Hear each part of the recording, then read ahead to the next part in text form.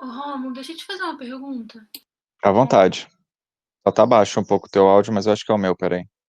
É o meu. Pode falar. Você, em Bio 2, você pulou a evolução? Deixa eu abrir o planejamento aqui.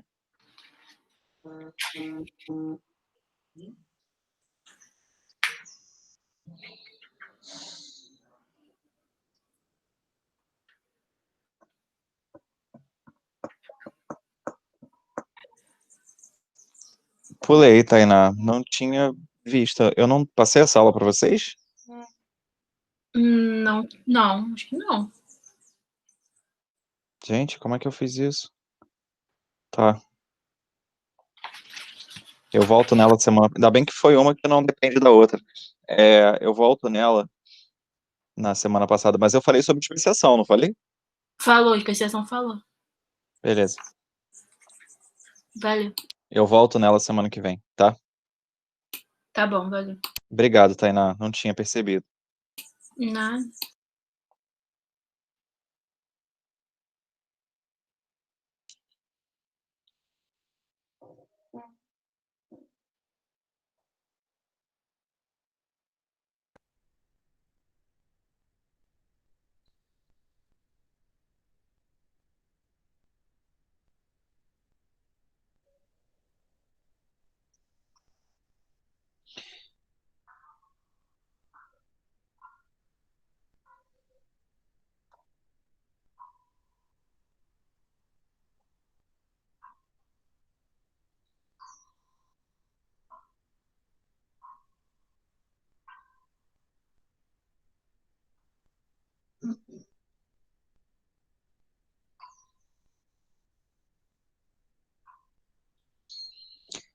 E aí, meu povo, conte pra mim. Bom dia pra vocês. Como é que vocês estão? Tudo bem? Bom dia, tudo bem, você? Bom dia, Júlia. Tudo certo, graças a Deus. E aí, como é que tá sendo a nova rotina no grupo? Tudo tranquilo. Tranquilo? Sendo puxado demais aí pelo pessoal da equipe? Não. Não, tá bom então.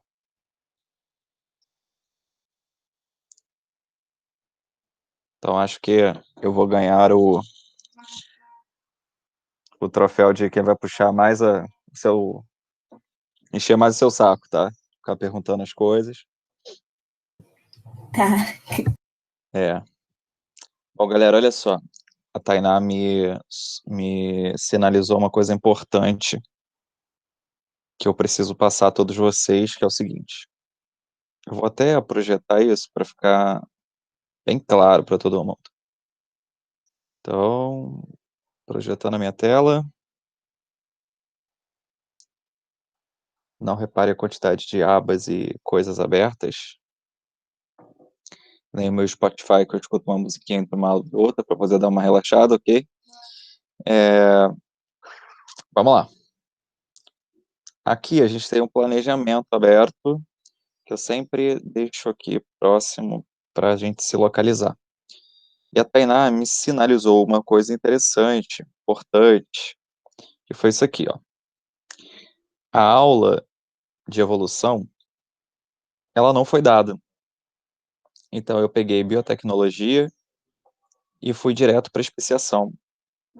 Não me perguntem por que eu fiz isso. Eu não sei. Eu acho que eu acreditei que já tinha dado essa aula, porque já estava marcada. Mas essa marcação que eu faço em amarelo aqui, se vocês olharem as próximas aulas, que estão em preto, são as aulas que a gente ainda vai ter até o final do ano. E isso da Biologia 2, tá? E aqui, em amarelo, foram os materiais que eu consegui preparar para vocês até agora, né? Eu vou preparando o material ao longo do ano. Material de exercícios. E, e aí eu achei que tivesse feito, tá? Mas não fiz, então peço desculpas aí pela troca, mas isso não vai atrapalhar a ordem não, tá? É óbvio que tem mais a ver com especiação, evolução, do que com o que a gente vai ver hoje, que é a bactéria, né, que são seres vivos.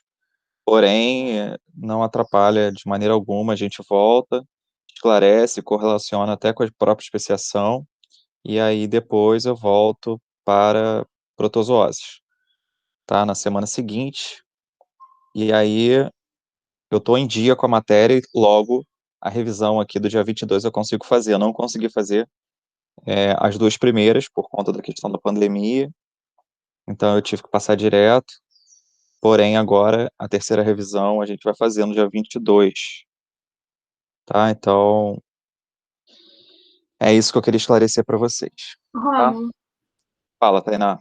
você consegue dizer quando é que você deve terminar o conteúdo? Olha, Tainá, o nosso conteúdo vai a previsão é até o dia 19 de outubro. Tá, A gente consegue fechar isso.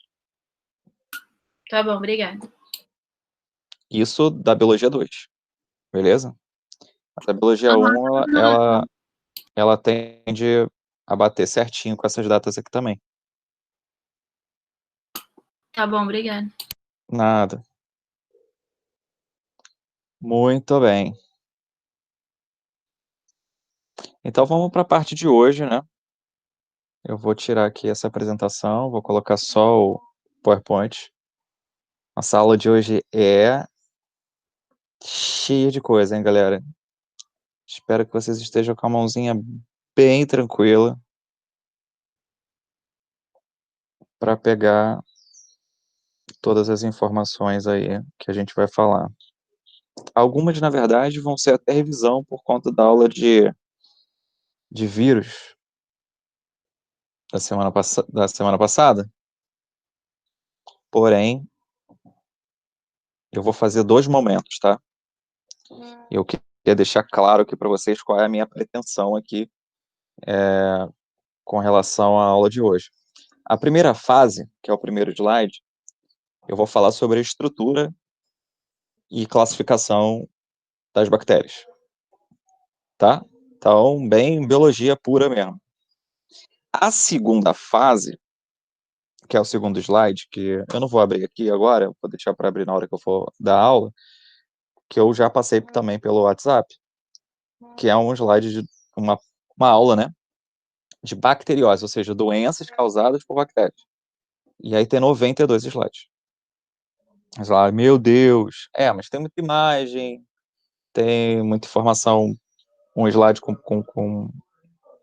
uma informação, uma discussão, né, ou uma curiosidade, então por isso tem muitos slides. Mas é só para vocês terem ideia de que a gente vai falar bastante disso. Tem muitas doenças, então por isso esses slides de doenças são imensos. E eu tenho o objetivo de tentar falar sobre tudo isso com vocês hoje. Então, tentem aí se organizar para não perder nada. Qualquer coisa, assistam novamente. E estou à disposição na hora que precisarem, eu posso parar. É só habilitar o áudio e eu falo com vocês. Então é isso, já temos aí praticamente 10 minutos. E acho que quem deveria entrar já entrou, então vamos nessa. Reino Monera, né? Então, até semana passada a gente falou sobre um grupo que, por muitos, não é nem considerado seres vivos. No caso do Reino Monera, não há dúvidas, né? Então, existe um consenso do corpo acadêmico, né, mundial, dizendo que este grupo pertence, sim, aos seres vivos. Quais são as características que definem isso?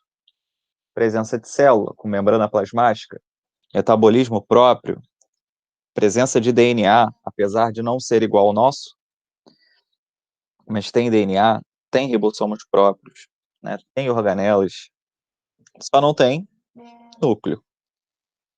E aí, por isso, a gente vai classificar o Reino Monera como um grupo de seres unicelulares, porque possuem uma única célula para sobreviver, e procariontes, porque não organizam o seu material genético dentro de uma estrutura nuclear que a gente chama de carioteca, né?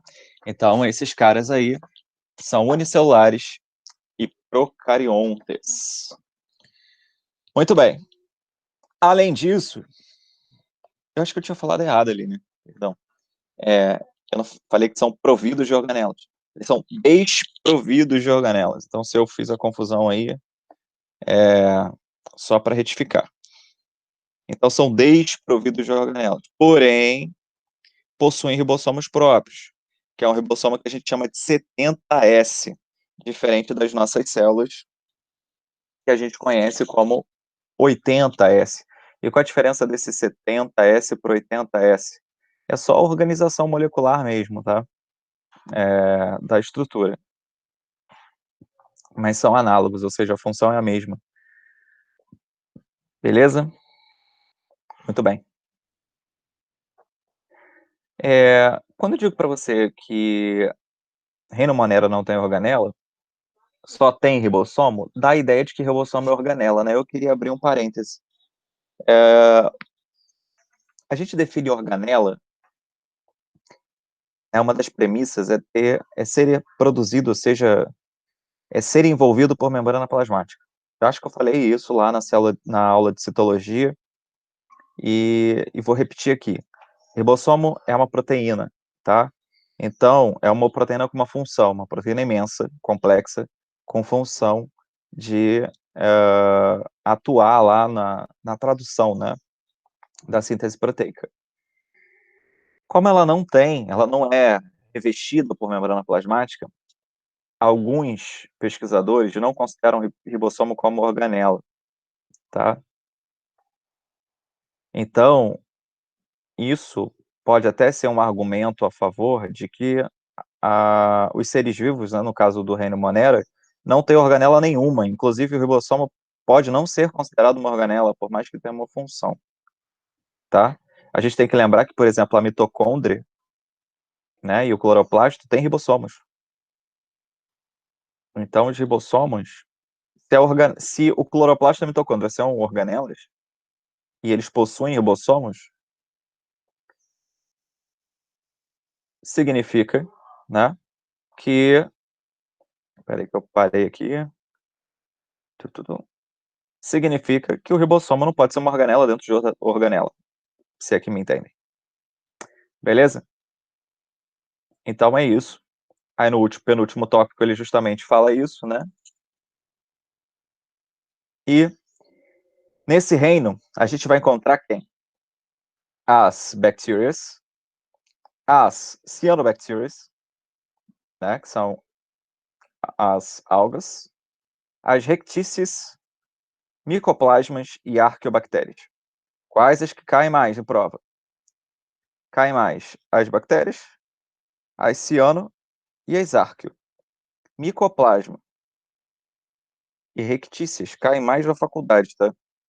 Ou envolvendo doenças. A gente vai falar de todas elas quando eu estiver classificando as bacterioses. Então, a palavra bactéria vem do grego bactéria, que significa bastão, porque muitas delas têm esse formato, mas não todas. Beleza? E depois eu vou falar sobre a anatomia ali das bactérias, as possibilidades que você pode encontrar. Bom, bactérias são encontradas em todos os ambientes da Terra, seja os extremófilos ou os mais favoráveis. São microscópios, têm reprodução assexuada, a gente vai falar sobre a reprodução já já.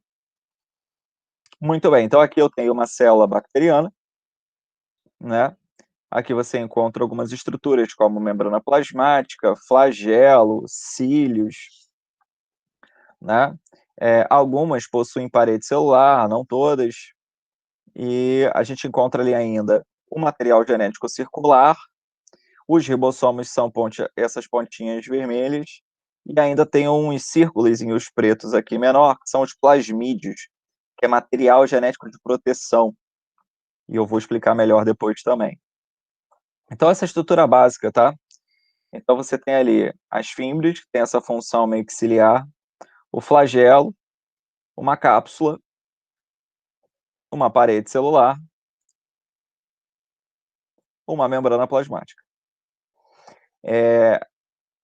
Eu queria fazer um adendo em parede celular, né? E eu preciso que vocês participem desse momento comigo. Quais são os 3 seres vivos que possuem parede celular? Levantei a bola aqui. Bate. Fala, Milena.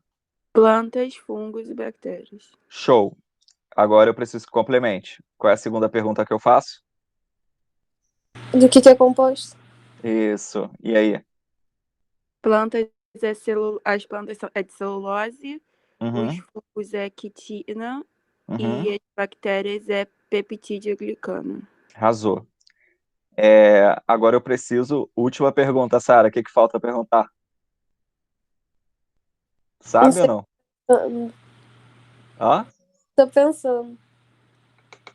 E aí, Tainá, sabe o que eu vou perguntar agora?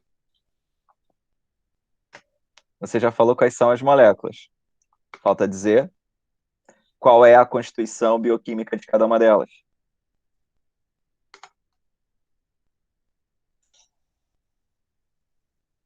Tipo carboidrato, essas coisas? Isso, essas coisas, isso aí. Então, vai lá, celulose é o quê? Carboidrato, polissacarídeo. Uhum. Quitina, Também. peptidoglicano, Proteína?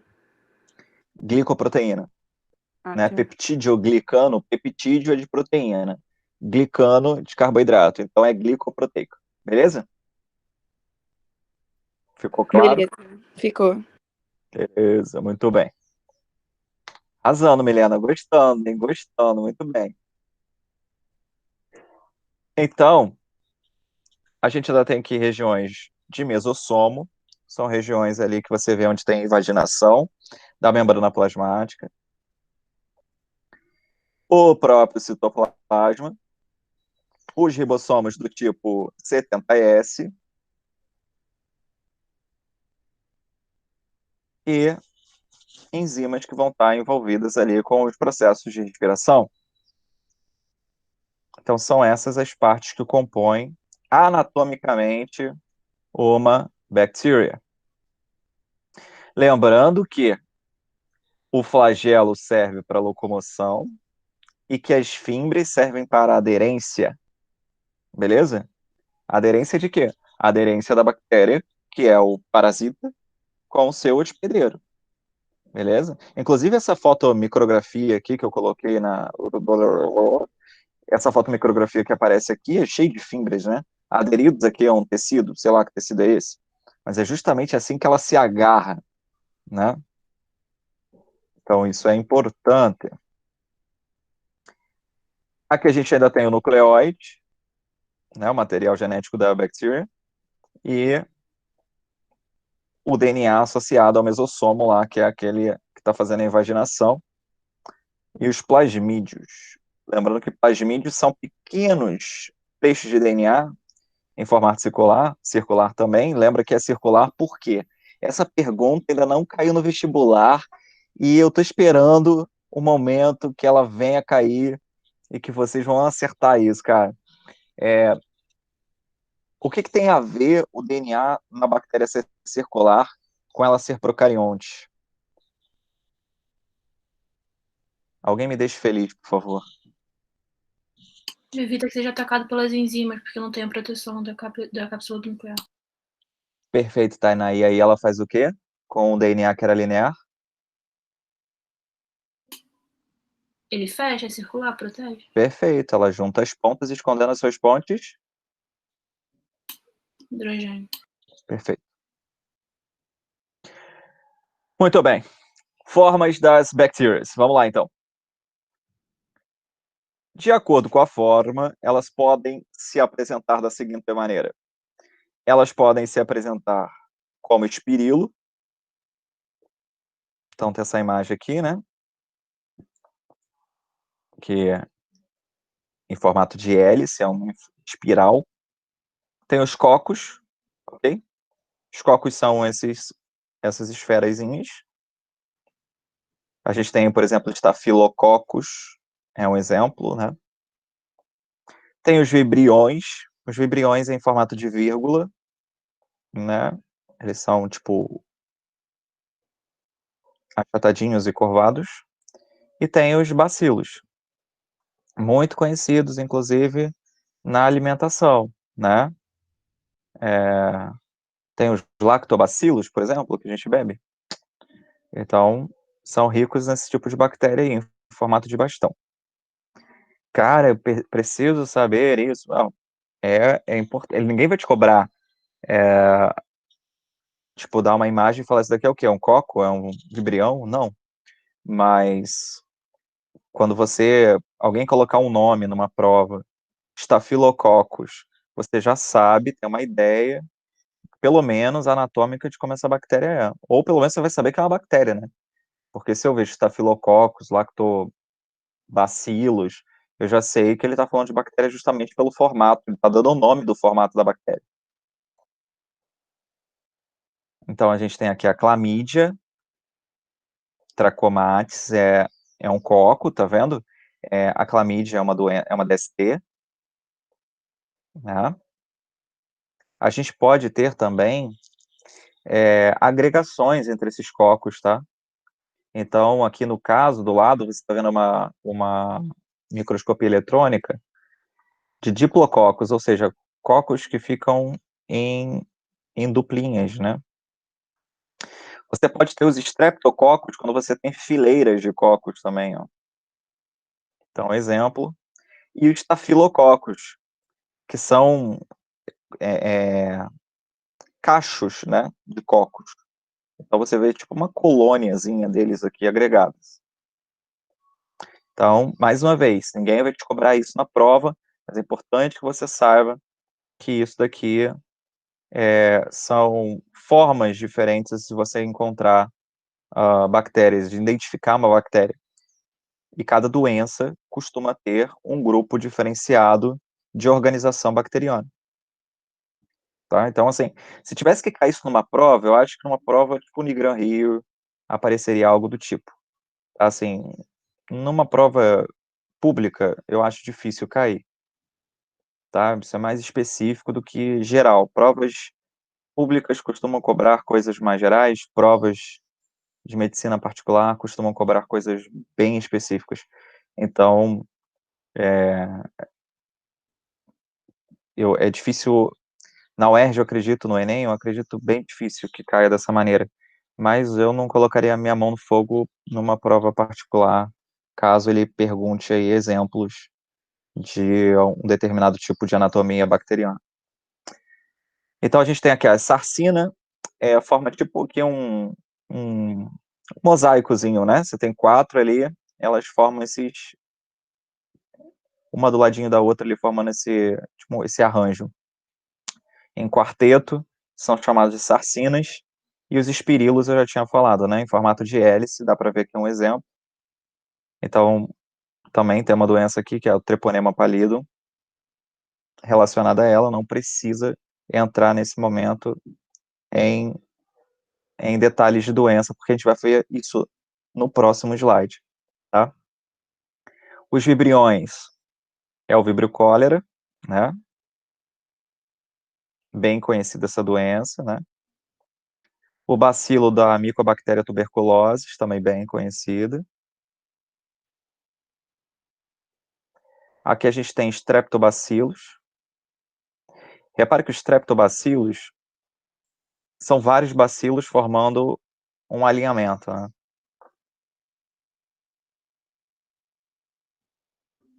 Bom, agora a gente vai para uma parte que é o método de Gram. Isso é bem importante. E aí, antes de eu falar do que é o método de Gram, é interessante que vocês saibam de onde surgiu, né, esse nome Gram. Então, foi o pesquisador Hans Gram, na verdade chamado de Hans Christian Joachim Gram, que conseguiu visualizar diferenças de padrão em bactérias. Então, existem 2 grupos básicos de bactérias em relação a essa anatomia. Existem as bactérias chamadas de Gram positiva. Então, aqui a gente tem um esqueminha. E aí você repara o seguinte. Você tem ali a parede celular para fora e a membrana plasmática para dentro. Então, é isso que está aparecendo aqui. Membrana plasmática, né, bicamada fosfolipídica, parede celular de peptidoglicano para fora.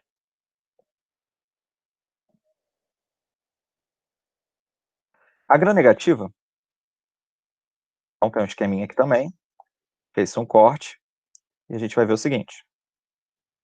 Você tem a membrana plasmática aqui dentro, com a sua bicamada fosfolipídica, uma camada intermediária de parede celular e uma outra camada, né, que também é uma camada bifosfolipídica, no entanto, mais espessa e externa e com lipopolissacarídeos, gorduras associadas a carboidratos que vão ajudar a fazer reconhecimento, vão ajudar a fazer sinalização. Então, você tem aqui, ó, os fosfolipídios, proteínas de membrana e os lipopolissacarídeos. Ou seja, gordura associada a açúcar, que seria algo semelhante ao que a gente tem no caso do glicocálix.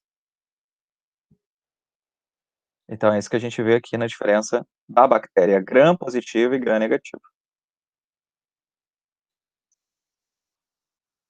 Por fim, a gente tem lipoproteínas também presentes aqui, que fazem uma conexão, tá, entre a parte externa e a parte interna dessa bactéria.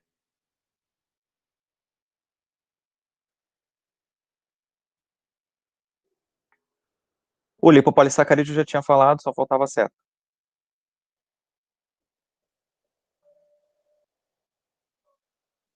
Beleza?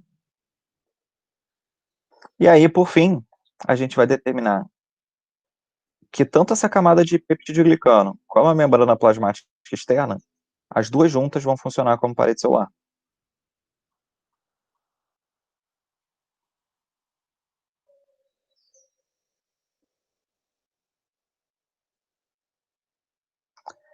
Galera, ficou alguma dúvida sobre a diferença entre bactéria gram-negativa e gram-positiva? Eu posso continuar. Eu não sei se eu entendi, Romulo, a diferença. É que uma tem polissacarídeo e a outra não? A diferença é que uma, você só tem membrana plasmática positiva, é membrana plasmática e parede celular só. A outra não, você tem membrana plasmática, camada de peptidoglicano, que é a parede celular, e mais outra membrana plasmática. Então, a parede celular, ela não é pura. Ela é associada com membrana plasmática externa. Então, você tem, é tipo um sanduíche, você tem 3 camadas, enquanto na positiva você só tem 2 camadas.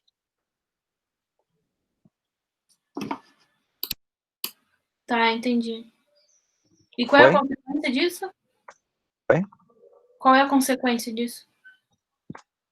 A consequência disso é na análise. É isso que eu ia chegar agora. Existem, deixa eu ver se eu consigo pegar aqui.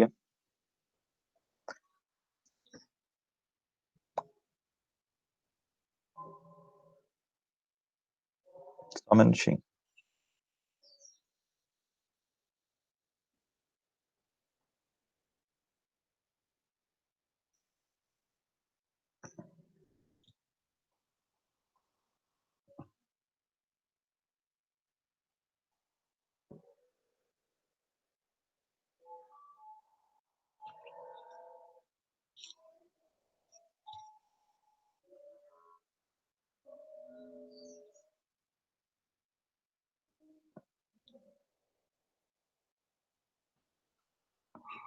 Na hora que você analisa isso no laboratório,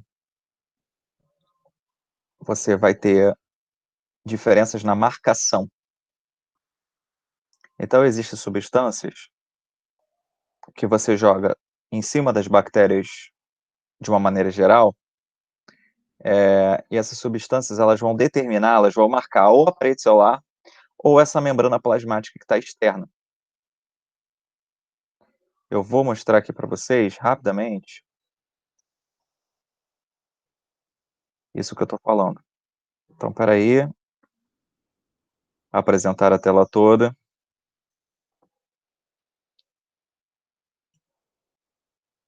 É isso aqui, ó. Então, você tem aqui uma placa de Petri, onde você deposita ali bactérias gram-positivas e gram-negativas, né? Uma placa para cada uma. Isso a gente chama de fixação. E aí você marca com uma substância chamada de cristal violeta, tá? E aí é o seguinte, esse cristal violeta, ele vai criar uma superfície de contato para outras substâncias, como, por exemplo, o Lugol, que também tem essa coloração aqui. Quando você faz isso e descolore, o Lugol fica preso na parede celular de peptidoglicano, que você encontra na gram positiva, mas você não encontra na gram negativa. Então, na gram negativa, quando você faz a descoloração, ou seja, você limpa, lava, ela sai. E no caso da gram positiva, não, ela permanece. Então, eu consigo reconhecer, né, existe um contracorante, ou seja, você utiliza uma outra substância aqui para poder revelar a cor que foi marcada na bactéria. Então, no final do processo da gram positiva, quando você coloca esse contracorante, ele vai marcar com violeta para o gram positiva, e para o gram negativa, quando você colocar o contracorante, que tem essa coloração rosa, ele vai marcar com a cor do contracorante, que é rosa. Então, você consegue perceber quem é gram negativa e quem é gram positiva. E aí, no final do processo, você tem mais ou menos uma imagem como essa daqui. Tá? Eu consigo entender quem são as bactérias que só têm membrana plasmática interna e parede para fora, ou aquelas que têm as 3 camadas, que tem membrana, parede, e essa parede ela é um conjugado de parede com membrana para fora. Ficou mais claro assim, Tainá? Aham, ficou. Mas isso é vantajoso, desvantajoso de alguma forma? Não, isso é técnica laboratorial, e isso é vantajoso para você identificar qual grupo de bactérias que você está trabalhando. Porque Não, mas bactéria positiva ou negativa? são mecanismos evolutivos diferentes para evitar ou para aumentar as chances de proteção. Uma gram positiva tem 3 camadas, a parede celular dela é maior. Então, e outra, por ela ter membrana plasmática para fora, ela é mais difícil de ser reconhecida, porque as nossas membranas plasmáticas, a membrana plasmática do hospedeiro é muito próxima aqui a dela, né? Também é uma bicamada fosfolipídica. Então, é mais difícil do seu sistema imune reconhecer isso como um parasita, né? Como um organismo estranho, um patógeno. No caso da gram negativa, é mais fácil, porque ela tem parede celular de peptidoglicano, isso não é uma coisa normal no nosso corpo, então o sistema imune já reconhece de cara isso como algo estranho. Então, digamos que a gram negativa, ela seja ela seja oriunda de um processo evolutivo para dificultar o sistema imune de reconhecê-la e degradá-la. A tua pergunta foi muito boa. Rômulo, Fala, Nara. tem uma coisa de quando você adiciona na plaquinha, reage com a bactéria e degrada uma parte dela, por isso que aparece a coloração, ou eu tô viajando? É que eu lembro, eu estudei isso, eu lembro de alguma coisa assim. Ela marca, né? Como que ela faz a marca? Quando ela cria uma ligação daquele Lugol com a superfície que você está estudando, que no caso é a parede celular ou a membrana plasmática. Essa ligação, ela inicialmente ela não vai degradar nada, mas quando você coloca quando você coloca o contracorante, aí você acaba perdendo essa camada justamente para emitir a coloração. Então, emitir a coloração é justamente você colocar um contracorante que vai tirar aquela superfície dali que foi marcada. Então, deve ter sido isso que você visualizou em algum lugar. Mas não é uma coisa cobrada a nível de ensino médio, não. Ah, beleza. Beleza? O que não vai ser cobrado em prova, com certeza. Mas é cobrado que você saiba. A coloração não é cobrada, tá? Você falar de Lugol, safranina e tal, mas é cobrado que vocês saibam de gram positivo e gram negativo, qual a diferença anatômica entre as duas. E a Beleza. pergunta que a Tainá também fez é uma pergunta que poderia ser cair em prova também. Ô, Rômulo, Diga. foi mal, mas tu pode só, tipo, ditar pra eu copiar, porque eu tô meio perdida pra copiar isso aí. Só você falar o que você quer que eu dite. a gram positiva e a gram negativa. Só, Não. tipo, Mas você quer o quê? Anatomia? O quê? Eu não entendi. a anatomia mesmo, que você falou muita coisa, eu fiquei perdida pra anotar. Então, as gram positivas são aquelas que possuem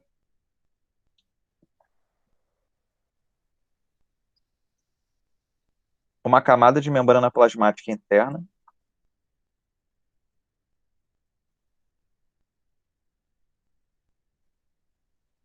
e uma camada de peptidoglicano externa.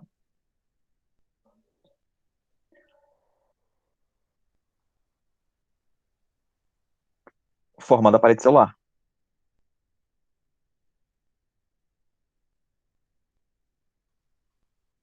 Isso é gram positivo. Essa é a mais fácil de ser reconhecida no corpo, porque a gente não tem peptidoglicano. É isso? Correto. É isso. Ah, tá.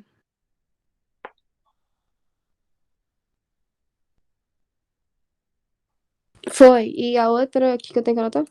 A gram negativa é formada também por uma camada de membrana plasmática interna. Porém, além da camada de peptidoglicano externa,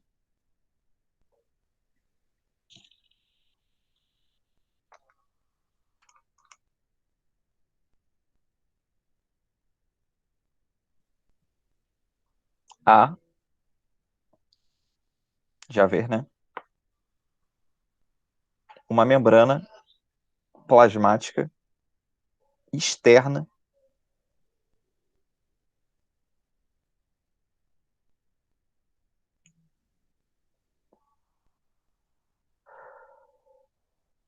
promovendo o revestimento da parede celular. E aí foi o que eu falei. Esse revestimento, ele dificulta o reconhecimento do sistema imune dos hospedeiros.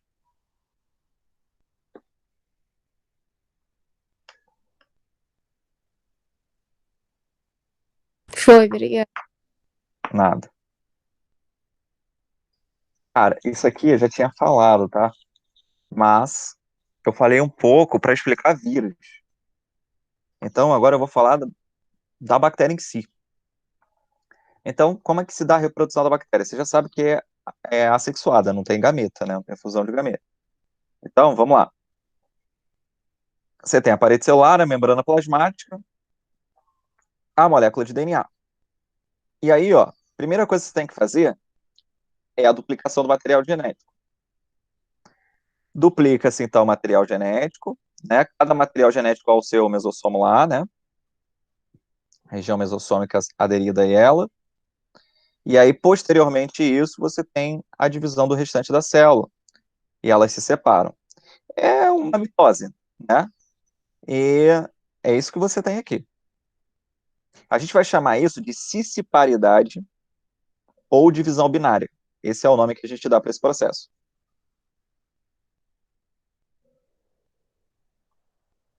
São clones, tá? Não existe variabilidade genética aqui.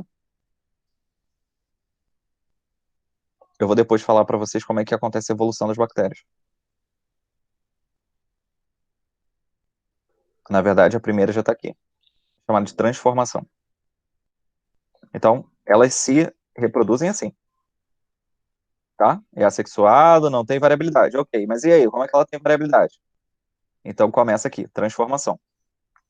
De novo, uma bactéria, lá com os seus componentes, e digamos que essa bactéria ficou velha, ou ela sofreu um ataque e morreu.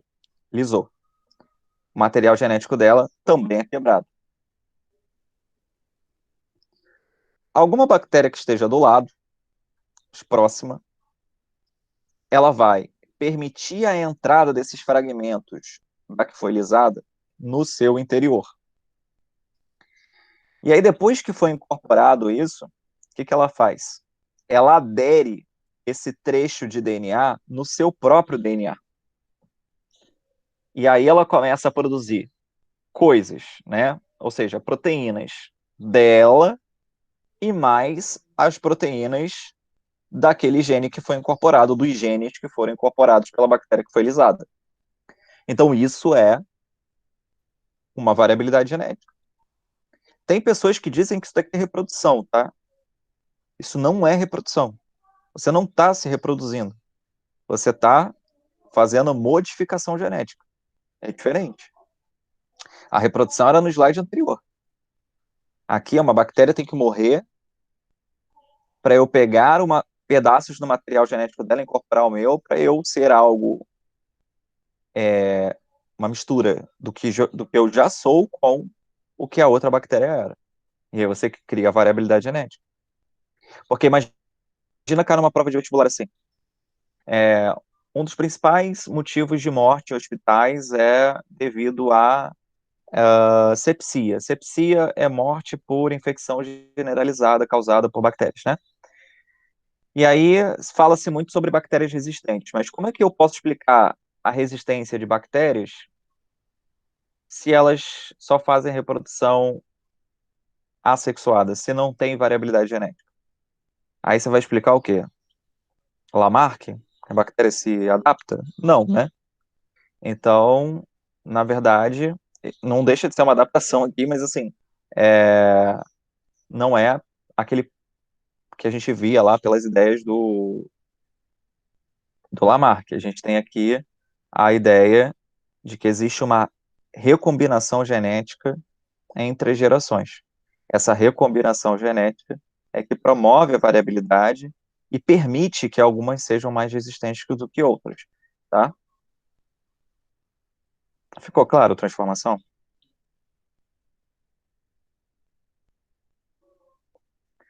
Se ficou claro, eu vou para a próxima, chamada de transdução. A transdução, vocês já viram comigo. Tem um fago é bacteriófago, lembra? É o vírus que infecta a bactéria. Então, ele deposita o seu material genético dentro da bactéria.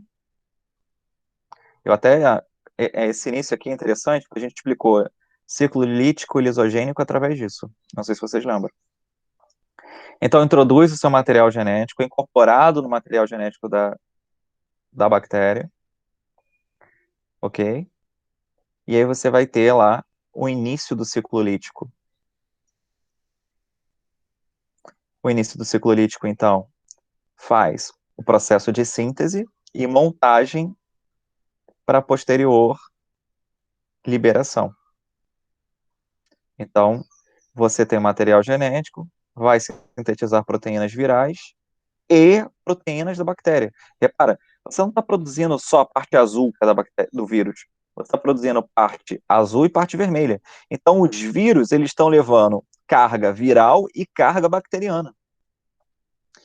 Mas espera aí, e o que tem a ver isso com variabilidade na bactéria? É porque esses vírus vão até outras bactérias e vão depositar esse material genético nelas. Só que agora, ele não está levando só carga viral, ele está levando carga bacteriana junto. E aí, lá no final do processo, você vai ter uma bactéria que vai ter carga viral e bacteriana, e isso vai levar a variabilidade genética nela. Inclusive, isso faz parte de estudos, hoje em dia, sobre manipulação genética. Então, a engenharia genética já trabalha com esse tipo de ferramenta, né, digamos, ou de mecanismo, que utiliza bacteriófagos para levar uma informação genética para as nossas células, e isso atuar como imunoterapia genética. Isso é muito legal, é muito recente, vem crescendo absurdamente esse negócio aqui, tá? Então, transdução, eu acho que envolve vírus, envolve bactéria, e a gente precisa dar atenção. Rômulo, Fala. é uma coisa. Eu não sei se é idiota isso, mas tipo, Jamais. como dá para identificar que uma pessoa tá com uma doença X, se ela é de vírus ou de bactéria, se tem os dois DNAs? Você pode repetir? Não entendi. Tipo, como identifica, tipo, uma pessoa que tem uma doença X, se aquela doença vem de bactéria ou de vírus, se, tipo, aquela célula, tipo, da doença, ela tem os dois DNAs, tanto da bactéria quanto do vírus. Geralmente você não vai ver isso, Nara, porque a gente está falando de bacteriófago, então um vírus que infecta a bactéria. Né? Então, isso está associado ali, em tese, só entre vírus e bactéria, não ser humano. Você só teria isso se, por acaso, essa bactéria infectasse uma célula humana e aí ela começasse a sintetizar proteínas do vírus e da bactéria lá no teu corpo. Mas não é algo que a gente costuma ver. Então, isso é restrito a eles, tá? Você pode fazer isso artificialmente. É possível você verificar esse tipo de mecanismo, mas naturalmente não é o que acontece. Beleza? Ah, tá, beleza. Bom, então olha só, 3 formas, já caiu isso várias vezes no vestibular, tá? 3 formas de se criar a variabilidade de bactérias. Transformação, transdução, que foi o que eu acabei de explicar, e a última, conjugação. É bem fácil, tá, galera? A conjugação é quando uma bactéria se aproxima de outra bactéria e faz uma ponte. E aí ela troca pedaços de materiais genéticos. Então é isso que a gente vai ver aqui. Ele está destacando o que tem, tá? Só uma coisa aqui, um adendo. O que se troca não é o material genético padrão, tá? É o plasmídio, que é aquele pequenininho. Então, o que você faz aqui é uma troca de plasmídio, de fragmentos de plasmídio, e aí no final você vai ter plasmídios nas duas bactérias. E isso também é uma variabilidade, lembrando que o plasmídio ele é voltado, né, um material genético circular pequeno voltado para a segurança, ou seja, para a proteção da bactéria.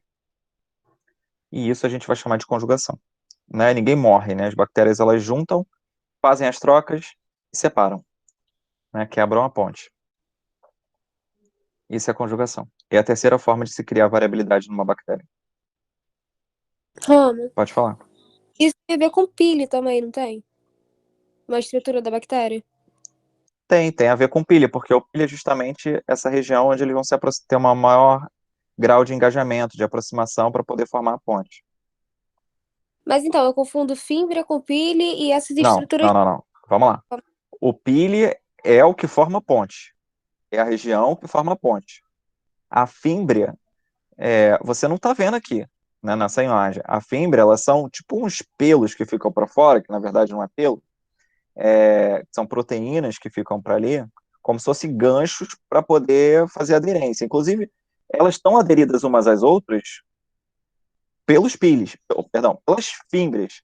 O pile vai ser o local aonde a ponte é construída.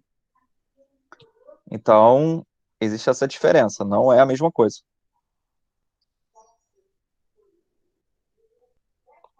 Sim ou não, senão eu explico de outra maneira.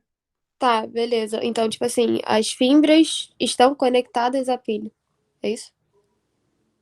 A pile é a região da bactéria aonde vai ser construída a ponte.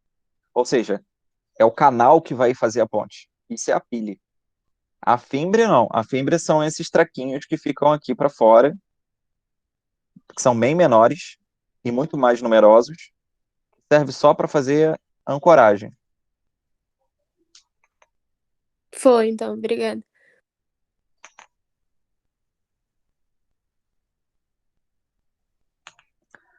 Bom, eu falei para vocês, além das bactérias, as algas também são bem cobradas, né? Porque elas são consideradas o pulmão do mundo. Então a gente tem aqui as cianobactérias, ou também chamadas de cianofíceas, ou também chamadas de algas azuis. Né? E aqui tem a estrutura básica dela para a gente poder ver. Não são cobradas em termos de anatomia, mas eu acho interessante que a gente saiba como é que elas são formadas. Então a gente tem membrana plasmática, que está aqui, né? Deixa eu pegar aqui a seta. E esse amarelinho. Para fora, a gente encontra aqui parede celular, A gente ainda tem, ainda externamente, um envoltório de mucilagem. Isso aqui, geralmente, galera, é uma membrana bem permeável que confere proteção, tá? Então, além da parede celular, você encontra esse envoltório de mucilagem que é muito comum em algas. Algas costumam ter essa estruturazinha que a gente chama de mucilagem, que é uma coisa bem permeávelzinha mesmo, mas que confere uma proteção ali nesse ambiente, já que ela está presente no ambiente aquático, né? Inclusões. Eu falei sobre inclusão na aula de citoplasma, né? Inclusões é qualquer coisa que estiver dentro da célula.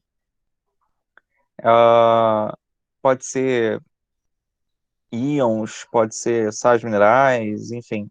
Qualquer coisa que esteja na célula que não seja organelas, enfim, tá? Nucleóide é um material genético presente nela. Os ribossomos, né?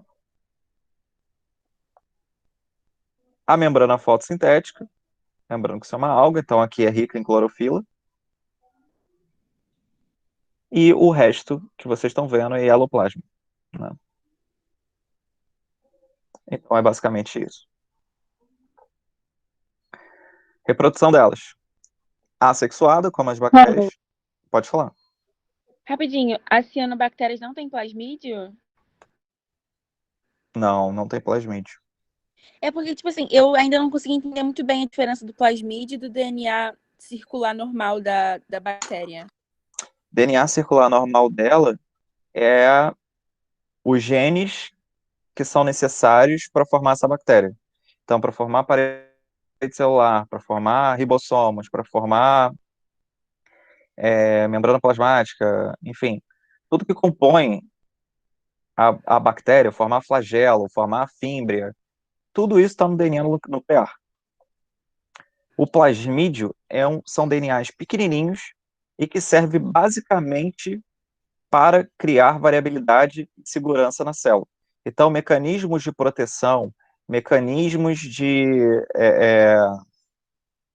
como que eu posso dizer, variabilidade, são todos focados nessa parte de plasmídio.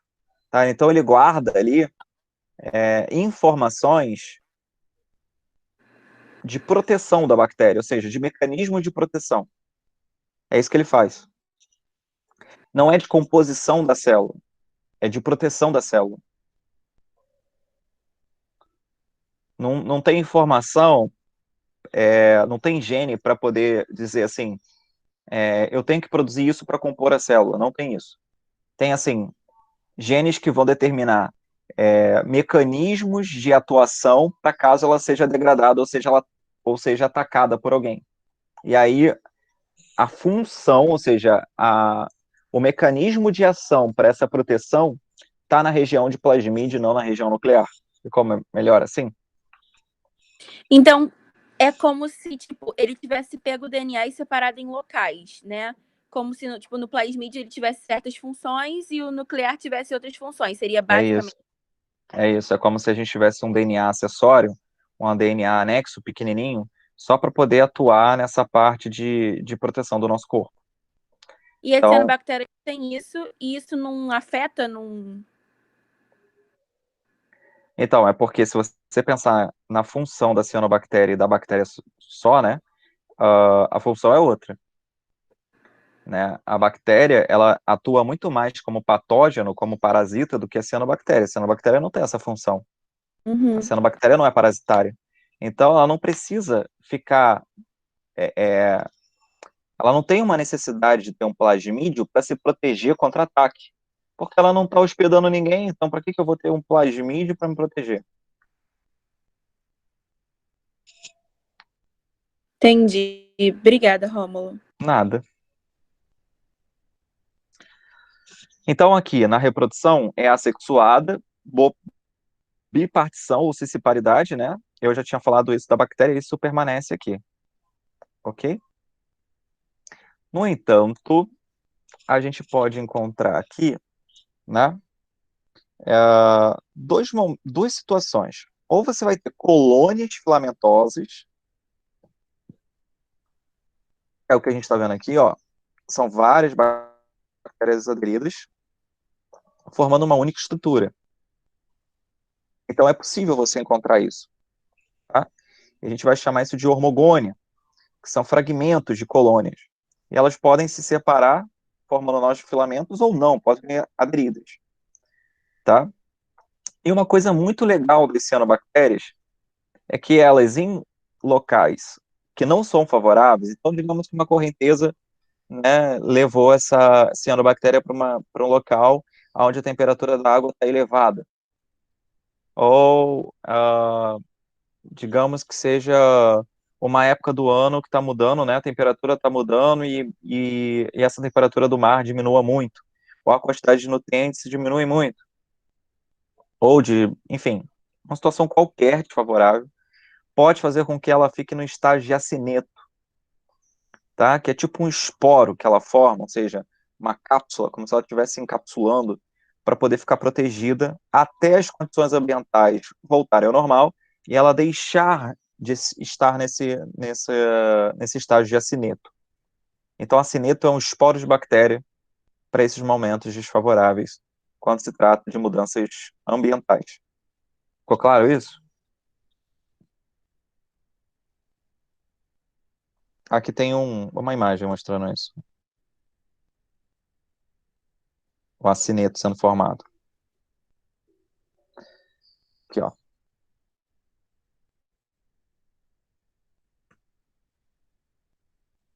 Isso dá para ver no microscópio óptico. Trabalhava muito com isso lá na Ilha Grande. Pegando essas alguinhas aí para poder... Mergulhava lá na praia, pegava e ia pro laboratório para ver isso. Bem legal.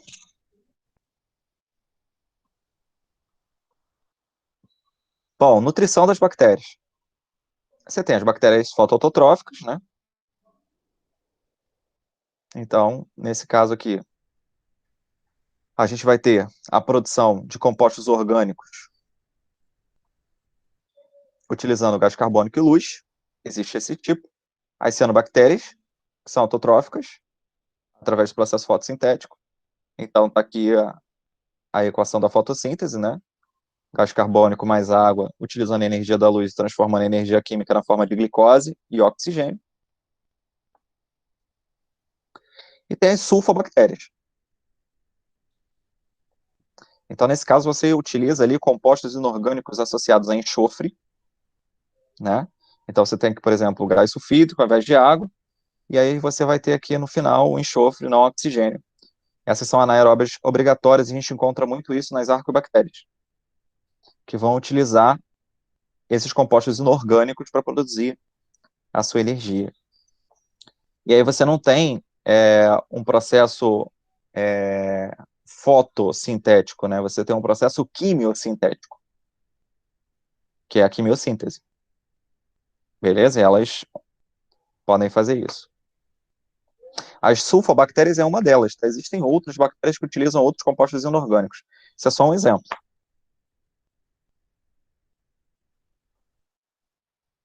Romo, Pode falar. confundo ainda, porque, tipo assim, as bactérias, elas fazem respiração celular, mas elas não têm mitocôndrias, e isso tudo com a teoria endocibionte. Tipo, pra mim tá tudo zoneado. Como é que eu ligo isso tudo? Vamos lá. No caso, ela não tem mitocôndria. O que ela vai fazer? Ela pode utilizar, lembra, deixa eu voltar aqui os slides. Lá no início, quando a gente falou de anatomia delas.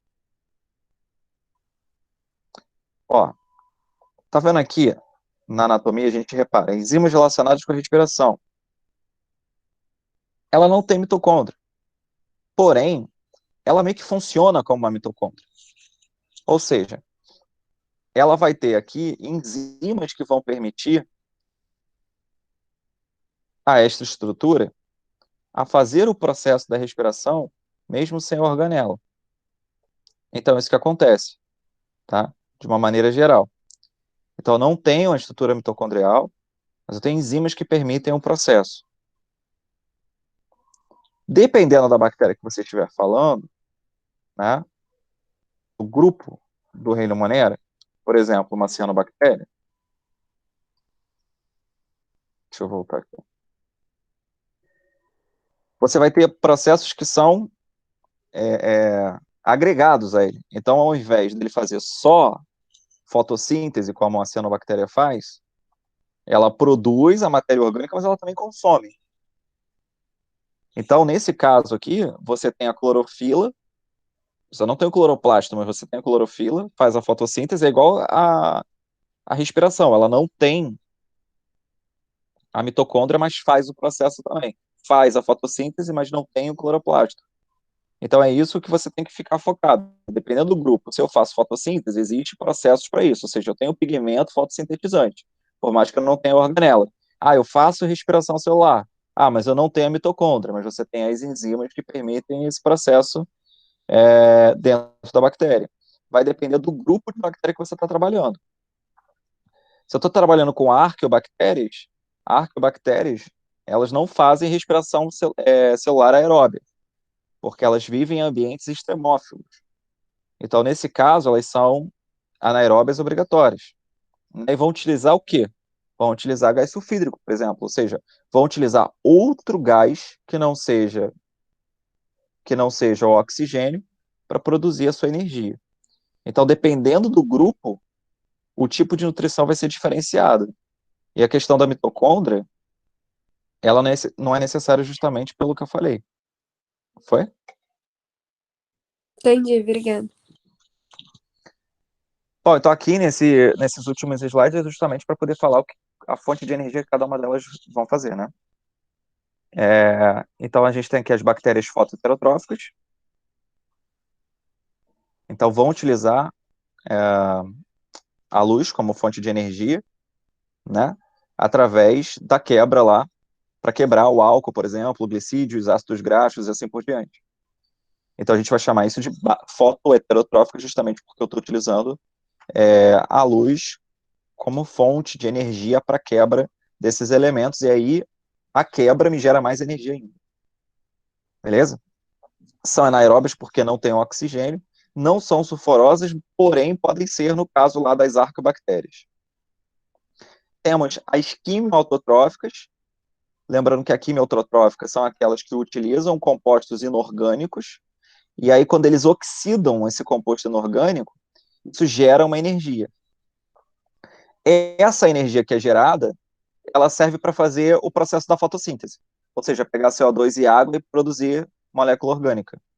Então, ao invés de você pensar a quimiossíntese, ela é tipo a fotossíntese, só que ao invés de vir a energia da luz direto para fazer aquela reação da fotossíntese básica, não tem a luz do sol, né? Ou você tem, mas não consegue porque não tem a clorofila para poder absorver essa luz e transformar. Então, na real, você tem um composto inorgânico que é oxidado e libera a energia necessária para fazer a redução do CO2, ou seja, a junção do CO2 com a água virando glicose. Então, essa é a ideia da quimiossíntese, que é o que a quimioautotrófica faz. Eu falei para vocês que aquelas... cadê? Deixa eu voltar. As sulfobactérias, elas não eram as únicas que fazem isso. Então, aqui exemplos, né? A gente também tem nitrobactérias, né? Que também fazem isso. As nitrossomonas, não sei se vocês lembram das nitrossomonas, do ciclo do nitrogênio, né? Na absorção de nitrogênio lá no solo, para ajudar a pegar esse nitrogênio e passar para as plantas, a gente vai ter também esse processo aí envolvendo as bactérias que fazem quimiossíntese. Tudo bem aqui ou não?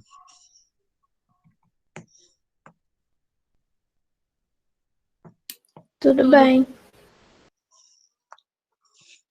Bom, e aí as quimioheterotróficas, né, que é o comum, padrão, né, ou seja, quebrar moléculas orgânicas para gerar energia. Aí você tem as saprofágicas, que são as decompositoras, ou seja, vão ser aquelas que vão se alimentar de matéria orgânica morta, e as parasitárias, que são as que mais caem no vestibular. São as que causam doença, ou seja, se ligam no hospedeiro e vão desenvolver doenças. Então essas são as mais comuns.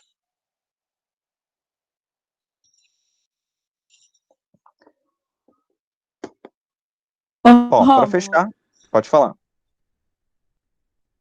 tem uma questão da UERJ que dá 2 exemplos e pergunta qual dos 2 grupos faz os 2 processos automaticamente, tanto a fotossíntese como a respiração celular. E aí a resposta é cianobactérias, só ele pede para justificar. Só que assim, eu nunca, na justificativa, eu nunca entendi como é que, tipo, a cianobactéria lá conseguia fazer a respiração, a fotossíntese, produzir o próprio alimento e fazer a respiração celular ao mesmo tempo. Então a minha justificativa sempre fica meio coisa. E lendo o negócio eu não conseguia entender muito bem. Será que você tem como me explicar? Ok. Ela faz a respiração, a fotossíntese, mesmo não tendo as organelas, porque ela possui, foi o que eu já tinha falado para a Inara, ela possui enzimas responsáveis. Só um minuto. Ela possui enzimas que permitem ambos os processos, no caso, enzimas para fazer respiração celular. No caso da fotossíntese, não é enzima, né? É a clorofila. Então, ela possui substâncias ou elementos que permitem os 2 processos, mesmo que não tenha uma organização de organela, né? Porque, assim, eu não preciso da organela em si para fazer o processo acontecer. Eu preciso ter a matéria-prima para que ele aconteça. Então, o que você justifica nessa questão é que, assim, ela é fotossintética? Porque ela possui clorofila. Perdão, clorofila, não possui cloroplasto. Então, isso é o que justifica o processo fotossintético nela. Em relação à respiração celular, ela possui as enzimas pertinentes à respiração, mesmo não possuindo a organela em si, que também vai permitir todas as etapas do processo da respiração celular dentro da bactéria. E você tem que lembrar o seguinte: se eu faço fotossíntese, eu construo compostos orgânicos. Eu estou construindo glicose. Só que a glicose, ela é uma molécula que ela estoca energia, ela estoca os elétrons nesse composto, nas ligações desse composto. Para eu formar ATP, eu preciso quebrar, né? Então, uma planta, por exemplo, né, tem as 2 coisas, ela faz fotossíntese, mas ela também faz respiração celular. Então, assim, o que muda, a respiração celular, ela é básica para todo mundo, né? A não ser que você seja anaeróbio restrito, né? Aí muda o esquema, você vai fazer glicólise, que também é uma etapa da respiração celular. Então, assim, eu preciso quebrar essas fontes energéticas para formar ATP. E a cianobactéria, ela faz justamente isso. Ela tem a capacidade, por conta da presença da clorofila, de produzir compostos orgânicos e as enzimas necessárias para o processo da respiração, para que esses compostos sejam quebrados, liberando energia. Então, acho que a justificativa não sai disso, não pode ser nada além do que a gente está falando aqui. Então, que é tipo como se fosse um ciclo, tipo, ela É faz a exatamente isso. fotossíntese, aí produz a glicose. E aí, com a glicose, ela usa para fazer energia na respiração celular, e a energia que ela usa na respiração celular, ela usa de novo para fazer fotossíntese, como se fosse isso. Se imagina uma cianobactéria, Milena. Você é uma cianobactéria, você não tem boca, você não tem poros nenhum para entrada de alimento. Só que você precisa de energia para viver, você precisa de comida. E aí, existem alguns seres vivos que ele não tem boca, ele não tem aonde pegar esse alimento, e ele não tem braço, ele não tem nada para capturar comida, compostos orgânicos. Então ele mesmo produz. Ele mesmo produz com quem? Com a clorofila, no caso, né? Então ele vai absorver a energia da luz. Eu estou falando no caso de fotossintetizante, tá? No quimiosintetizante é diferente. Ele vai absorver essa luz através da clorofila, e isso vai fazer com que a quantidade que você tem ali de CO2 presente, de água presente, que foi absorvida pela célula, que eles sejam grudados uns aos outros, que eles sejam sintetizados, como se eu estivesse pegando pedacinhos de Lego, né, e fosse agregando ao outro. Para isso, eu preciso de uma força. Essa força vem da energia do Sol. Quem consegue pegar essa energia do Sol e converter essa energia do Sol em eletricidade, em elétrons, é a clorofila. Agora, construir lá um monte de Lego grudado. Ok, e daí? E daí que agora, para eu utilizar essa energia, eu preciso quebrar isso. Então você fica construindo para quebrar, construindo para quebrar. No caso do ser humano, a gente não faz isso. Por quê? Porque quem construiu foi o outro que você está comendo. Quando você bate um prato lá de arroz, feijão, ó, foi a planta que produziu aquilo. Ela fez a fotossíntese. E você agora está quebrando o que ela fez na fotossíntese.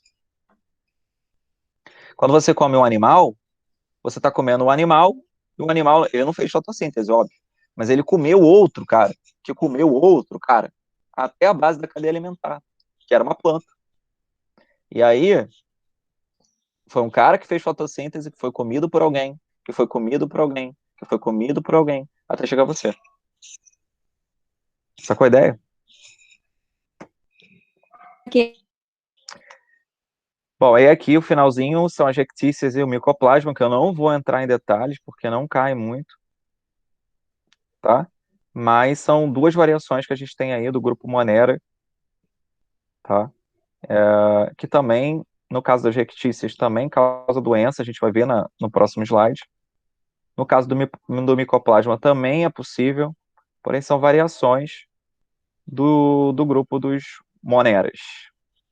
Beleza? Eu prefiro falar eles quando eu estiver falando das doenças em si, não da estrutura dele, porque não tem muitas diferenças do que a gente estava vendo antes. Então, se alguém tiver alguma dúvida, aqui estão as doenças bacterianas, que vai ser tratada justamente no próximo slide.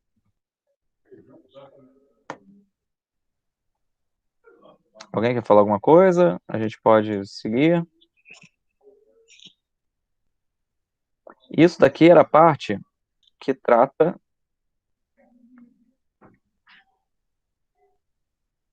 da classificação e da anatomia delas. Falta a gente falar ainda sobre as doenças.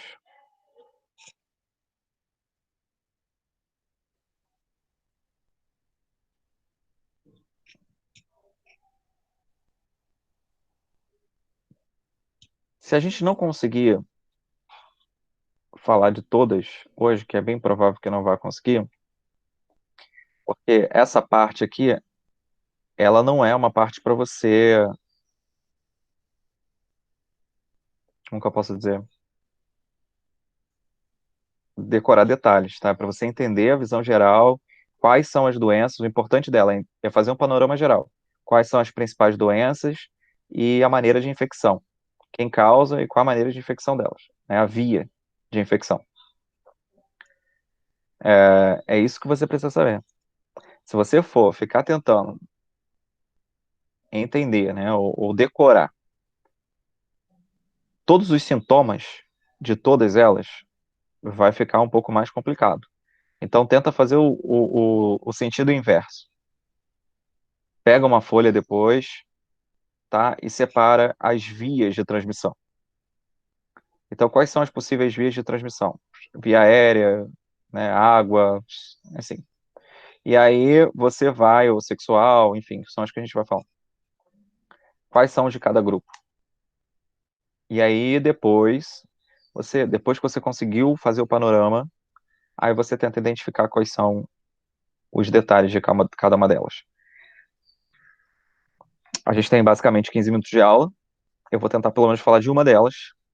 E aí a gente depois especifica as outras. Esse slide aqui é só para sinalizar os capítulos do livro que trabalha bactérias, tá? Mas assim, isso não, para quem quiser fazer como que eu posso dizer, uma pesquisa mais detalhada disso aqui. Então aquele livro que eu estava colocando é um livro de, de patologia muito conhecido, tá? A gente tem aqui o primeiro grupo de infecções bacterianas, ou seja, as bacterioses transmitidas pelo ar, beleza? Ou seja, pelo aparelho respiratório. Então a gente tem ali coqueluche, difteria, meningite, pneumonia e tuberculose. Então, aqui, a coqueluche, tá? É uma bactéria gram-negativa. Então, aqui a gente já começa a ver o porquê que é importante saber quem é positivo e quem é negativo, né? Então, o agente etiológico, né, que vai causar o problema é a Bordetella pertussis, que é essa que está aí do lado. E aí a gente tem o contágio dessa doença direto por gotículas de saliva ou secreções de pessoas doentes. Período de incubação é de 1 a 2 semanas. E a gente tem 3 fases aqui. A fase catarral, que é a inicial. A fase paroxística, que é onde você tem ali estados de febre mais forte. E a de convalescência, que é a terceira fase, que é onde começa a diminuir a tosse e restabelecimento total do organismo. Tá? Ou seja, o sistema imune consegue prevalecer ao da doença, ou seja, ao do desenvolvimento da bactéria. Então, são 3 fases. Tá? A primeira fase é a fase que demora mais de 7 a 14 dias. As outras 2 podem demorar 1 semana cada uma delas. Preciso decorar isso? Não. Preciso decorar quais são as 3 fases? Não, também. Você só precisa saber isso daqui.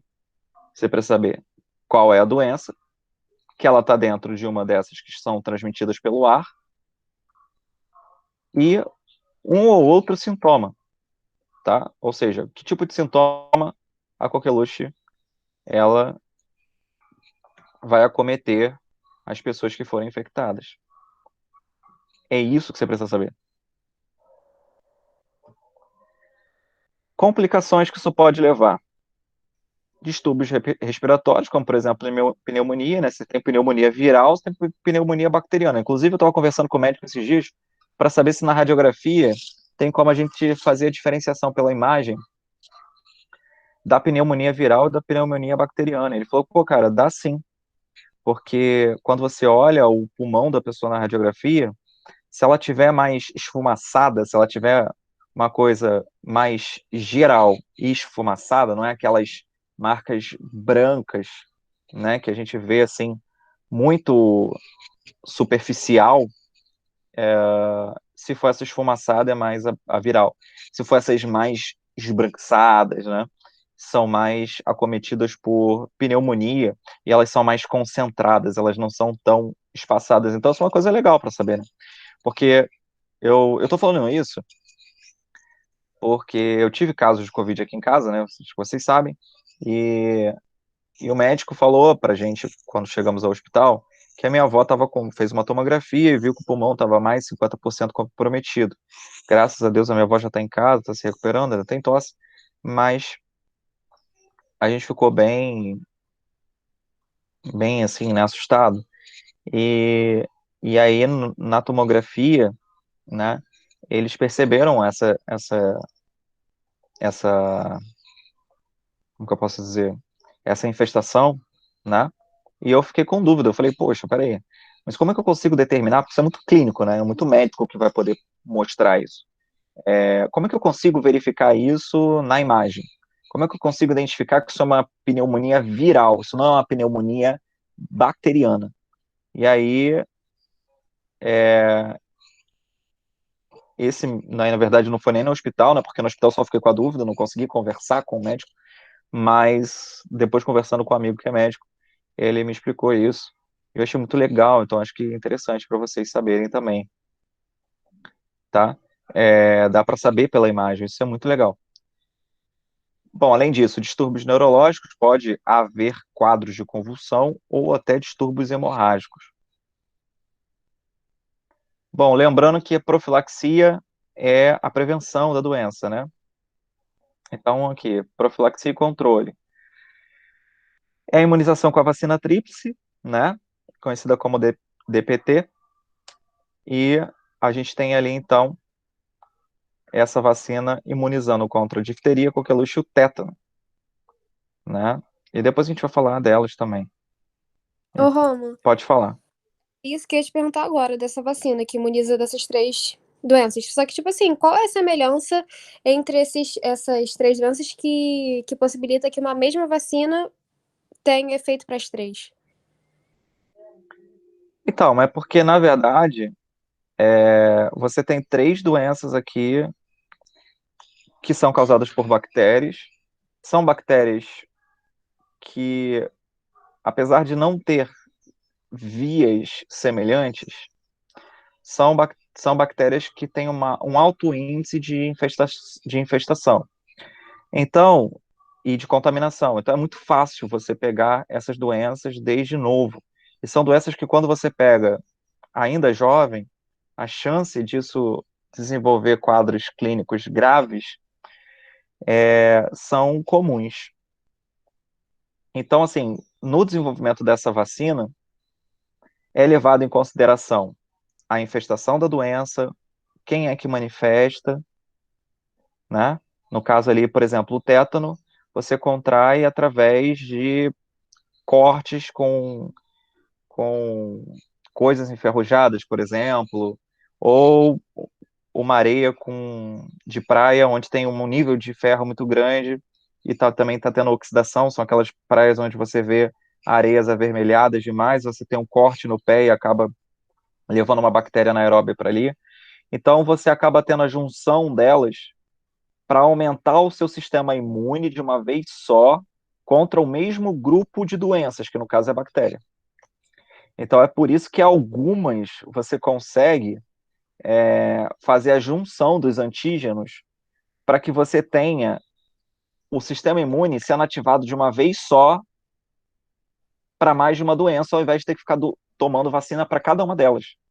E se você for pegar a bactéria, o número de bactérias que você encontra é absurdo, é muito grande.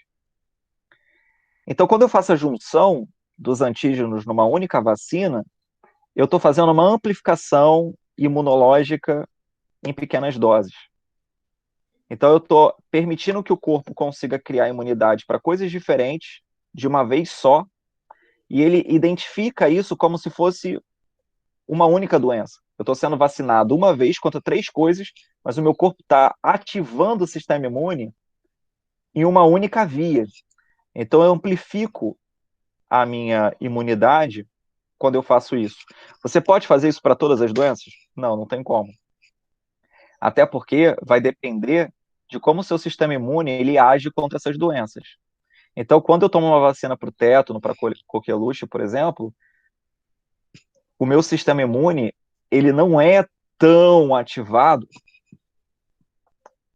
como vacinas, por exemplo, da BCG, que é uma das piores vacinas que tem, mas que desencadeiam o sistema, eles ativam o sistema imunológico num grau muito maior. Então, você tem que levar em consideração isso. O quanto o sistema imune ele é ativado pelo antígeno que está sendo colocado no teu corpo. Porque se é um antígeno muito forte, não é interessante que você coloque ele conjugado com outros. Agora, se não é, se é um antígeno que reage bem ao corpo e de maneira espaçada, é possível que você junte elas. E aí coloque numa mesma imunização. Eles vão ver isso de acordo com o quê? Com a quantidade de IgG e de IgM que você produz, né? Então, você vai colocar isso num rato, por exemplo, e vai ver como é que ele se comporta nessa imunização. E como é que eu me comportaria, então, conjugando isso com outro antígeno? E aí você vai ver se a imunidade ela vai ser comprometida ou não. E aí eles fizeram várias conjugações até entenderem que, juntando essas, a resposta imunológica ela era dentro do aceitável. Então, isso facilitaria tanto para o paciente, né, quanto para o governo para desenvolver a vacina. Uma vacina que seja barata e que consiga já matar 3 problemas de uma vez só. Entendi. Então, se perguntasse sobre isso, não seria em relação à semelhança entre as 3, mas entre a vantagem de se ter as 3 A vantagem, mas é a vantagem viável, né? Não posso pegar e colocar um monte de doença junto no mesma vacina. Entendi, obrigada. Beleza? Muito bem. A gente tem aqui também a difteria, é um bacilo gram-positivo. Tá vendo como é que é importante estudar a anatomia dela antes de falar sobre o treco? né, tipo, especificar qual agente etiológico. Você não precisa saber qual é o nome científico, tá? Ah, qual é o nome da espécie da difteria, do agente etiológico da difteria? Ah, Corynebacterium diphtheriae, ou difteria, que a gente fala, né? Porque irae é do latim. Você não precisa decorar isso. Mas é interessante que você saiba que é um bacilo gram-positivo, você já vem na tua mente como é essa bactéria, como é que ela faz a sua coloração. Então, o cara que trabalha com isso todo dia e ele pega e faz a marcação de uma bactéria, ele já vai saber, ó, isso daqui pode ser isso, pode ser aquilo, só pela coloração. Aí depois ele vai descartar pela anatomia. Vai ter que levar para o microscópio eletrônico para poder dizer, olha, não, tem ou não tem, tá? A transmissão através de aerosóis, e aí a gente tem ali uma lesão inflamatória nessas vias respiratórias que são esbranquiçadas, acinzentadas, que são conhecidas como CRUP, o nome que se dá para isso, para essas placas que são formadas. Tá? Estava vendo, inclusive, uma fake news dizendo que na Itália, na França, sei lá, perceberam que o coronavírus não era um vírus, é uma bactéria. Fake news, tá? Mas assim, é, justamente porque a bactéria também pode ser transmitida pelo ar. Então a gente tem aqui alguns sintomas, né? Quadro sintomático. Febre, palidez, fraqueza, desânimo, dor da garganta, sufocação, por exemplo. Complicações, lesões cardíacas, neurológicas ou renais. Bom, patologia disso. Essa daqui, ela, diferente das outras infecções, ela é toxêmica, ou seja, ela costuma a entrar no organismo por uma determinada região, no caso respiratória, porém, ela não fica localizada, ela é estendida através da corrente sanguínea e linfática. Então, isso é um agravante dessa doença, tá? Então, ela tem um poder de infestação muito grande, porque ela entra, infecciona, só que essas lesões, elas vão liberar toxinas que ainda vão para outros tecidos e vão amplificar essa doença. Então, a vacina é a melhor forma de profilaxia, tá? E isolamento para evitar que o paciente, né, ele contamine outros indivíduos. A gente também pode tratar, né, com soro antidiférico, difitérico, perdão, que é um soro que vai tentar inativar essas toxinas produzidas pelo bacilo. Mas aí não é profilático, é terapêutico, beleza? Terapêutico é quando você tem a doença e vai tratar ela. Profilático é quando você previne a doença.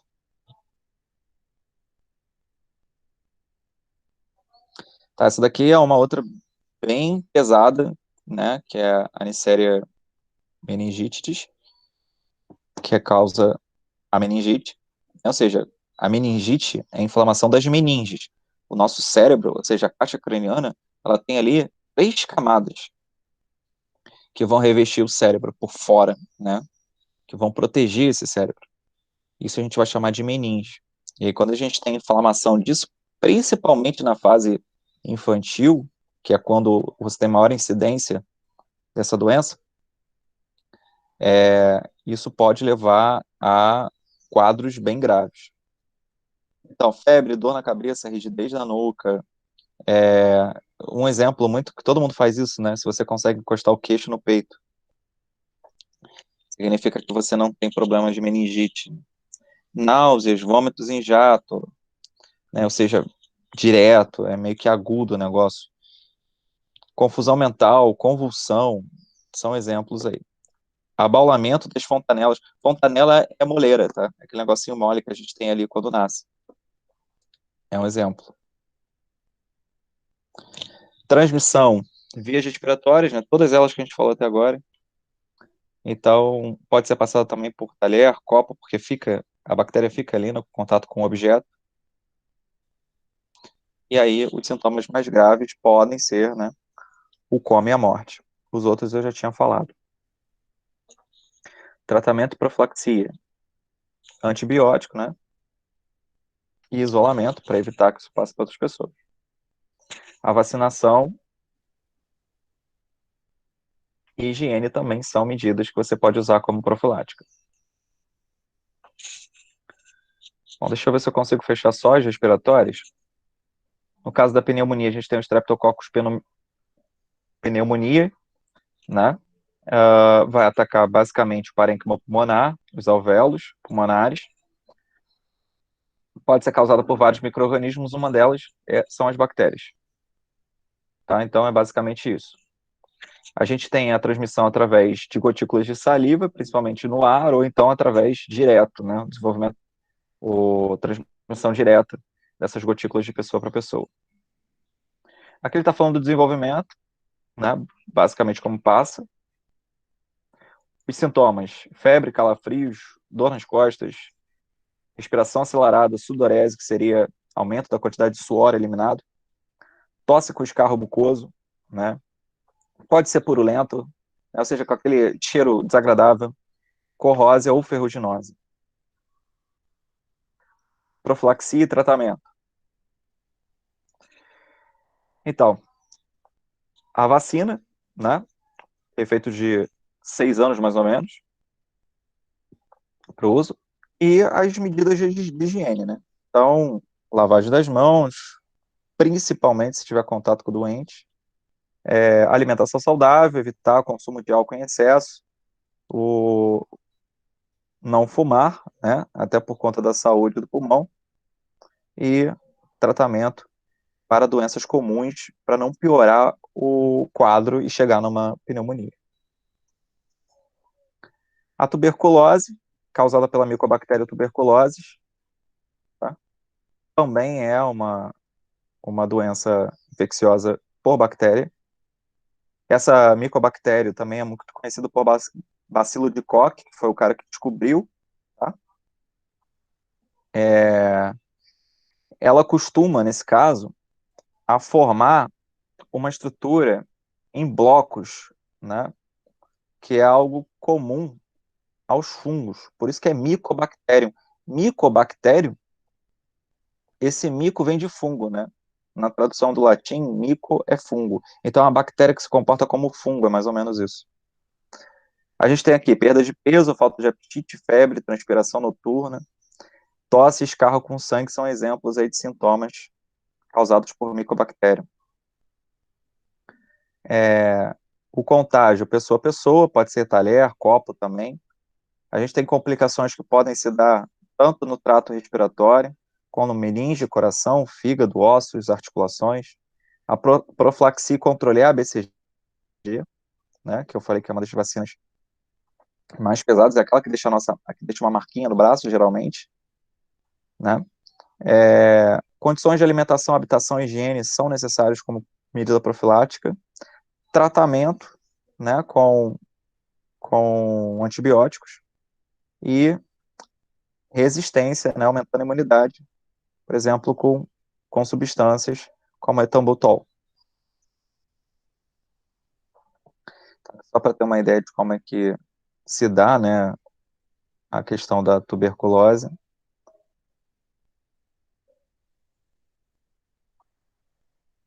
Beleza. Aqui é só para falar sobre a sinusite, não sei se alguém tem, eu tenho. Né, então, são quando os seios nasais eles são preenchidos por corrimento, um corrimento que a gente chama de muco purulento, e isso entope essas regiões, isso pode causar vários problemas, além de dor, além de dificuldade de respiração, pode dificultar o processo de imunização, porque ele acumula micro-organismos nessa região, pode levar a um processo de rinite crônica, né? Então, são quadros que a gente vê aí que podem ser causados por bactérias, né? Então, estão aqui os seios nasais. Eu lembro quando eu descobri isso, foi justamente o médico pediu muita dor na cabeça, nessa região, entupimento, e aí tinha que bater uma radiografia lá dos seios nasais justamente para poder ver se isso estava preenchido de líquidos ou não. E de lá para cá, é um parto para poder tentar criar formas não muito invasivas para poder conseguir deixar isso daí, como que eu posso dizer, tirar o excesso de congestionamento, tirar o excesso de líquido, facilitar a respiração, que é sempre um nariz tampado, o outro não. Pode parecer uma coisa boba, mas não é, tá? A minha avó, a minha avó que já faleceu, ela, inclusive, ela nem sentia mais cheiro quando era mais velha, assim, né, mais idosa, porque de tanto que esses seios ficavam cheios ao longo da vida, isso foi dificultando a percepção dos neurônios que, que fazem a composição da percepção nasal, né? Então, isso é uma coisa aí, só um adendo. Bom, galera, a gente acabou aqui com as infecções transmitidas pelas vias aéreas, ficou faltando pelos alimentos e as sexuais. Eu falo na próxima aula, tá? Eu tentei, mas também não dá para correr demais. Alguém tem alguma dúvida? Quer falar alguma coisa?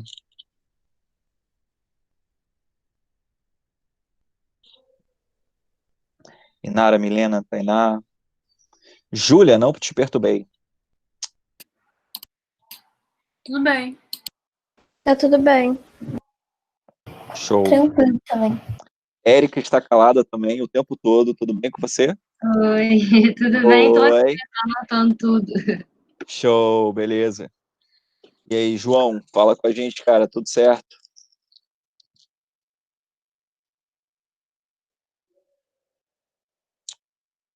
Ok. Beleza, João, sem problema. Então, galera, qualquer coisa eu estou à disposição de vocês. Espero que vocês tenham entendido. Façam o caderno, revejam. Ah, lembrem aí, se for estudar doenças, né, as bacterioses, eu acho interessante pegar uma folha ofício e fazer um mapa mental, tá? Dividindo aí quais são as de via infecciosa, de via respiratória, via alimentar, via sexual, enfim. Faz um panorama, vai ficar muito mais fácil de estudar em uma folha só. Depois vocês vão pegando a folha e tentando lembrar aí quais são um ou dois sintomas de cada uma delas, e os agentes etiológicos, basicamente, é o que é necessário. Lembrar o que é gram positivo, o que é gram negativa, saber como é que é a reprodução, quem são os representantes básicos, e saber também como é que se dá a variabilidade genética em bactérias. Isso é o que mais cai em vestibular. Depois vocês pegam os exercícios e vocês vão ver que cai justamente isso que eu estou falando. Beleza? Então é isso. Um beijo para vocês, bom almoço, bom dia e valeu!